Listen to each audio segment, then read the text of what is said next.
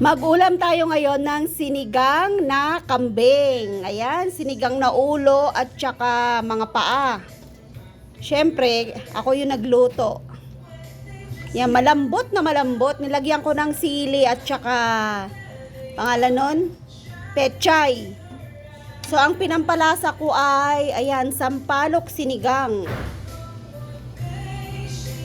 Yan, hipon ang nakadrawing pero yung flavor niya, sampalok.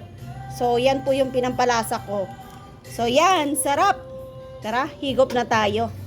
Yan, perfect na perfect. Nadudurog na yung mga, mga buto-buto niya sa laman. So, masarap pong kainin at saka masarap siyang higupin. Ayan, tignan mo, kalas na yung niya, yung buto sa laman. So, kumain ako kanina. Kakain ulit ako dahil tanghalian na naman. Yan, sarap humigop. Pero, ang hirap maghugas. Tignan nyo naman, oh. Sinalang ko kasi dun sa apoy sa labas. Sayang yung gasoli. Ang dami namang kahoy. Yan, ang uling. Grabe, no.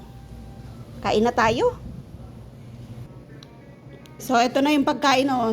Tamad na akong magsandok sa plato. Yan, dami ko sinandok. So, kain na tayo. Kunti lang kanin ko kasi ayaw kong kumain ng maraming kanin. Yan. Tapos, mayroon akong sausawan na sili. Yan, oh, artem. Sabi nila artem. Sarap. So, kain na tayo. Mayroon akong platito dito. Yan. Lagay natin doon. Sarap po. Yan. Kalas sa buto. Yung sinigang natin na ulo ng kambing.